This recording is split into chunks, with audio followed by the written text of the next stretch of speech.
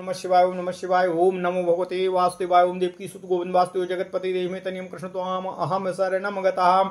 अथ श्रीमद् वाल्मीकि रामायण प्रथम खंड बालकांड षष्ठीतमः सर्गः।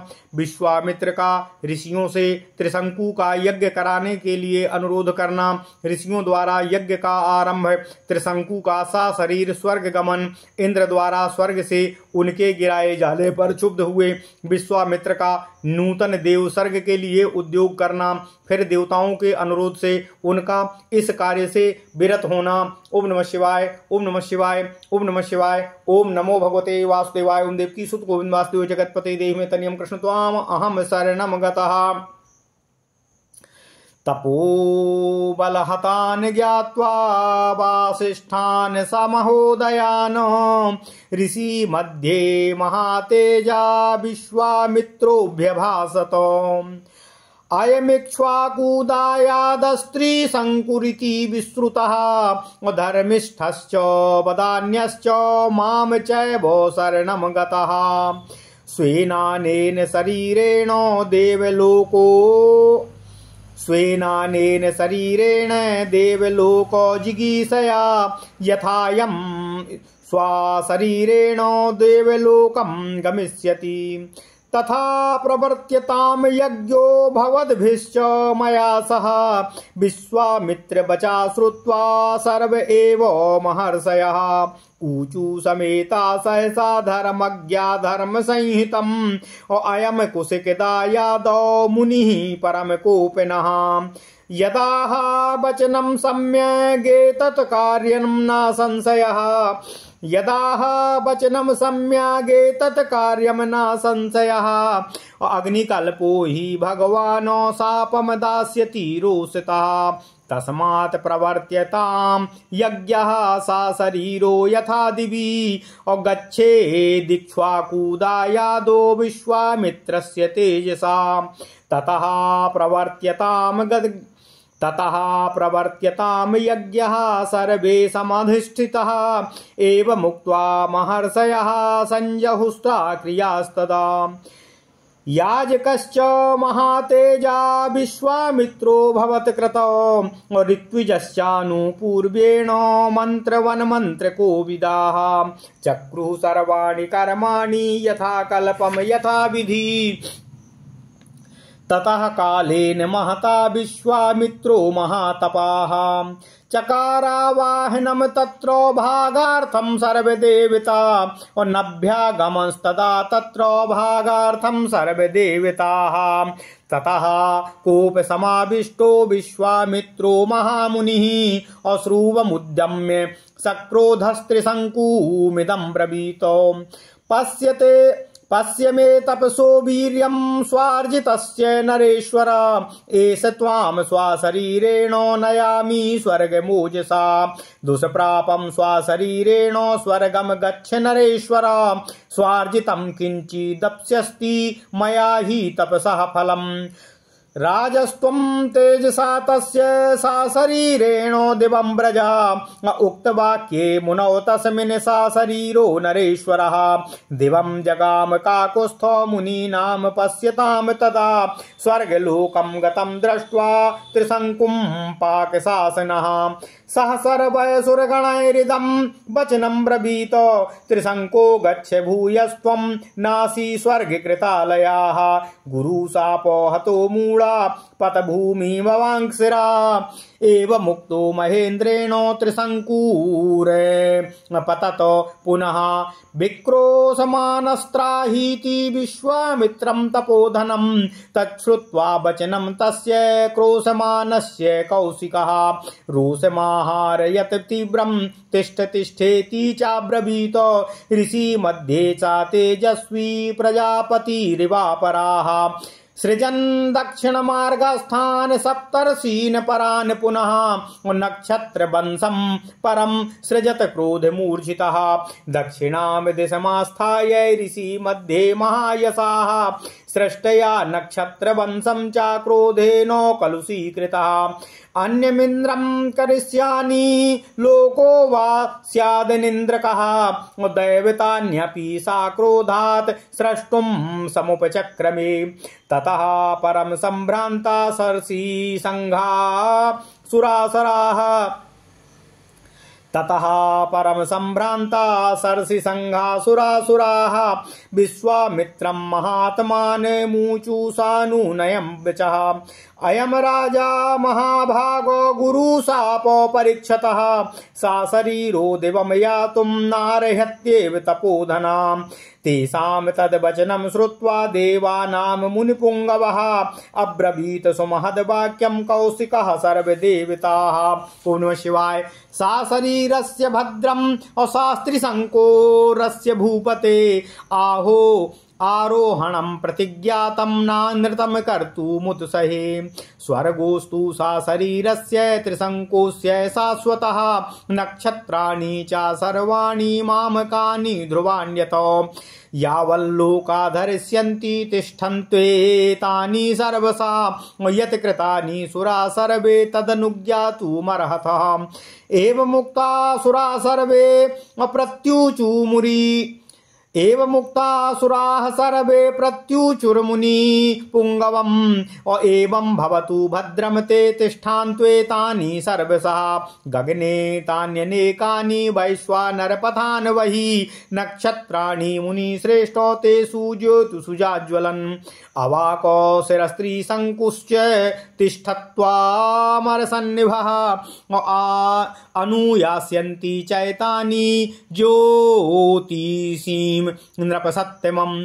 कृतार्थं कृतिमन्तं च स्वर्गलोको गतं यथा विश्वामित्रस्तु धर्मात्मा सर्वदेवैरभिष्टुतः ऋषि मध्ये महातेजा बाढमित्येव दैवताः ततो देवा महात्मानो ऋषयश्च तपोधना और जगमुर यथागतं सर्वे यज्ञस्यान्ते नरोत्तमम्। ओम नमः शिवाय। ओम नमः शिवाय। ओम नमः शिवाय। ओम नमो भगवते वासुदेवाय। ओम देवकी सुत गोविंद वासुदेव जगतपते देहि मे तन्यम कृष्ण त्वाम अहम शरणम गतः। अथ श्रीमद् वाल्मीकि रामायण प्रथम खंड बालकांड 60वां सर्ग। विश्वामित्र जी का ऋषियों से त्रिशंकु का यज्ञ कराने के लिए अनुरोध करना। ऋषियों द्वारा यज्ञ का आरंभ। त्रिशंकु का सा शरीर स्वर्ग गमन। इंद्र द्वारा स्वर्ग से त्रिशंकु को गिराए जाने पर क्षुब्ध हुए विश्वामित्र का नूतन देव सर्ग के लिए उद्योग करना। फिर देवताओं के अनुरोध से उनका इस कार्य से विरत होना। ओम नमः शिवाय। ओम नमः शिवाय। ओम नमः शिवाय। ओम नमो भगवते वासुदेवाय। ओम देवकी सुत गोविंद वासुदेव जगतपते देहि मे तन्यम कृष्ण त्वाम अहम शरणम गतः। जनकपुर में भगवान श्री राम को सतानंद जी के द्वारा विश्वामित्र जी की पूर्व कथा का वृत्तांत कहते हुए सतानंद जी कहते हैं, हे श्री राम, महोदय ऋषि सहित वशिष्ठ के पुत्रों को अपने तपोबल से नष्ट हुआ जानकर महातेजस्वी विश्वामित्र ने ऋषियों के बीच में इस प्रकार कहा, हे मुनिवरों, ये इक्ष्वाकु वंश में उत्पन्न हुए राजा त्रिशंकु हैं। ये विख्यात नरेश बड़े ही धर्मात्मा और बड़े ही दानी रहे हैं तथा इस समय ये यज्ञ कार्य हेतु मेरी शरण में आए हैं। इनकी इच्छा है कि मैं अपनी इसी शरीर से देवलोक पर अधिकार प्राप्त करूं। अतः आप लोग मेरे साथ रहकर ऐसे यज्ञ का अनुष्ठान करें जिससे इन्हें इस शरीर के साथ ही देवलोक की प्राप्ति संभव हो सके। विश्वामित्र जी की यह बात सुनकर धर्म को जानने वाले सभी महर्षियों ने सहसा एकत्र होकर आपस में धर्मयुक्त परामर्श किया। ब्राह्मणों, कुशिक के पुत्र विश्वामित्र मुनि बड़े क्रोधी हैं। ये जो बात कह रहे हैं उसका ठीक तरह से पालन करना ही उपयुक्त है, इसमें कोई संशय नहीं है। ये भगवान विश्वामित्र अग्नि के समान तेजस्वी हैं। यदि इनकी बात नहीं मानी गई तो ये रोष पूर्वक शाप दे देंगे। इसलिए ऐसे यज्ञ का आरंभ करना चाहिए जिससे विश्वामित्र के तेज से ये इक्ष्वाकु नंदन त्रिशंकु सशरीर स्वर्गलोक में प्रस्थान कर सकें। इस तरह विचार करके उन्होंने सर्वसम्मति से यह निश्चय किया कि यज्ञ का आरंभ किया जाए। ऐसा निश्चय करके महर्षियों ने उस समय अपना अपना अभीष्ट कार्य प्रारंभ कर दिया। महातेजस्वी विश्वामित्र स्वयं ही उस यज्ञ में याजक अर्थात अधिकारी हुए। फिर क्रमशः अनेक मंत्रवेत्ता ब्राह्मण ऋत्विज हुए, जिन्होंने कल्प शास्त्र के अनुसार विधि एवं मंत्रोच्चारण पूर्वक संपूर्ण यज्ञ कार्य को संपन्न किया। ओम नमः शिवाय, ओम नमः शिवाय।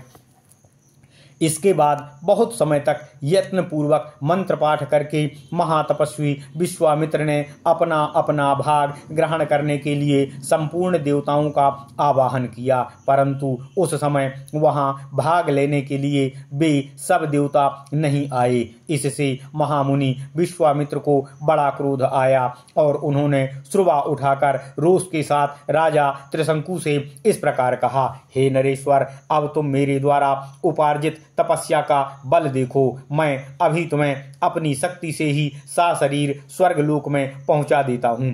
हे राजन, अब तुम अपने इस शरीर के साथ ही दुर्लभ स्वर्गलोक को जाओगे। हे नरेश्वर, यदि मैंने तपस्या का कुछ भी बल प्राप्त किया है तो उसके प्रभाव से तुम सशरीर स्वर्गलोक को जाओगे। हे श्री राम, सतानंद जी कहते हैं, विश्वामित्र मुनि के द्वारा इतना कहते ही राजा त्रिशंकु सब मुनियों के देखते देखते उस समय अपने शरीर के साथ ही स्वर्गलोक की ओर प्रस्थान कर गए। त्रिशंकु को स्वर्गलोक में पहुंचा हुआ देख समस्त देवताओं के साथ पाक शासन इंद्र ने उनसे इस प्रकार कहा, मूर्ख त्रिशंकु, तू फिर यहाँ से लौट जा। तेरे लिए स्वर्ग में सशरीर रहने हेतु कोई स्थान नहीं है। तू गुरु के शाप से नष्ट हो चुका है, अतः नीचे मुंह किए हुए पुनः पृथ्वी पर गिर जा।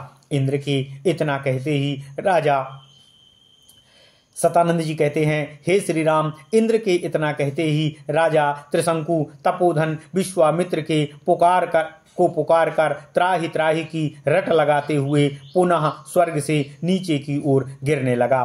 चीखते चिल्लाते हुए त्रिशंकु की यह करुण पुकार सुनकर कौशिक मुनि को बहुत क्रोध हुआ। वे त्रिशंकु से बोले, हे राजन, वहीं ठहर जा। उनके ऐसा कहने पर त्रिशंकु बीच में ही लटक गए। तत्पश्चात तेजस्वी विश्वामित्र ने ऋषि मंडली के बीच दूसरे प्रजापति के समान दक्षिण मार्ग के लिए नए सप्तर्षियों की सृष्टि की तथा क्रोध से भरकर उन्होंने नवीन नक्षत्रों का भी निर्माण कर डाला। वे महायशस्वी मुनि क्रोध से कलुषित हो दक्षिण दिशा में ऋषि मंडली के बीच नूतन नक्षत्र मालाओं की सृष्टि करके यह विचार करने लगे कि मैं दूसरे इंद्र की सृष्टि करूंगा अथवा मेरे द्वारा रचित स्वर्गलोक बिना इंद्र का ही रहेगा। ऐसा निश्चय करके उन्होंने क्रोधपूर्वक नूतन देवताओं की सृष्टि प्रारंभ की। इससे समस्त देवता, असुर और ऋषि समुदाय बहुत ही घबरा गए और वहां आकर महात्मा विश्वामित्र से विनय करते हुए विनय भाव से इस प्रकार बोले, हे महाभाग, ये राजा त्रिशंकु गुरु के शाप से अपना पुण्य नष्ट करके चंडाल हो गए हैं, अतः हे तपोधन, ये सशरीर स्वर्ग में जाने के कदापि अधिकारी नहीं रह गए हैं। उन देवताओं की यह बात सुनकर मुनिवर कौशिक ने संपूर्ण देवताओं से परमोत्कृष्ट वचन कहा, हे देवगण, आपका कल्याण हो। मैंने राजा त्रिशंकु को सदेह स्वर्ग भेजने की प्रतिज्ञा ग्रहण की है, अतः उसे मैं झूठी नहीं कर सकता हूँ। इन महाराज त्रिशंकु को सदा स्वर्ग लोक का सुख प्राप्त होता रहे। मैंने जिन नक्षत्रों का निर्माण किया है वे सब सदा उपस्थित रहें। जब तक संसार रहे तब तक ये सभी वस्तुएं जिनकी मेरे द्वारा सृष्टि की गई है सदा बनी रहें। हे देवताओं, आप सब लोग इन बातों का अनुमोदन करें। उनके ऐसा कहने पर सभी देवता मुनिवर विश्वामित्र से बोले, हे महर्षि, ऐसा ही होगा। ये सभी वस्तुएं यथावत बनी रहेंगी और आपका कल्याण हो। हे मुनिश्रेष्ठ, आपके रचे हुए अनेक नक्षत्र आकाश में वैश्वानर पथ से बाहर प्रकाशित होंगे और उन्हीं ज्योतिर्मय नक्षत्रों के बीच में सिर से सिर नीचा किए हुए त्रिशंकु भी सदा प्रकाशमान रहेंगे। वहाँ इनकी स्थिति देवताओं के समान होगी और ये सभी नक्षत्र इन कृतार्थ एवं यशस्वी नृपश्रेष्ठ का स्वर्गीय पुरुष की भांति अनुसरण करेंगे। इसके बाद संपूर्ण देवताओं ने ऋषियों के बीच में ही महातेजस्वी धर्मात्मा विश्वामित्र मुनि की स्तुति की। उससे प्रसन्न होकर उन्होंने बहुत अच्छा कहकर देवताओं के अनुरोध को स्वीकार कर लिया। सतानंद जी कहते हैं, हे नरश्रेष्ठ श्री राम, इसके बाद यज्ञ समाप्त होने पर सब देवता और तपोधन महर्षि जैसे आए थे उसी प्रकार अपने अपने आश्रम को प्रस्थान कर गए। इत्यार्षे श्रीमद् रामायणे वाल्मीकिये आदि काव्ये बालकांडे षष्ठीतमः सर्गः। इस प्रकार श्री वाल्मीकि निर्मित अर्ष रामायण आदि काव्य के बालकांड में 60वां सर्ग पूर्ण हुआ। ओम नमः शिवाय, ओम नमः शिवाय, ओम नमः शिवाय। ओम नमो भगवते वासुदेवाय। ओम देवकी सुत गोविंद वासुदेव जगतपते देहिमे तनयम कृष्ण त्वाम अहम शरणम गतः।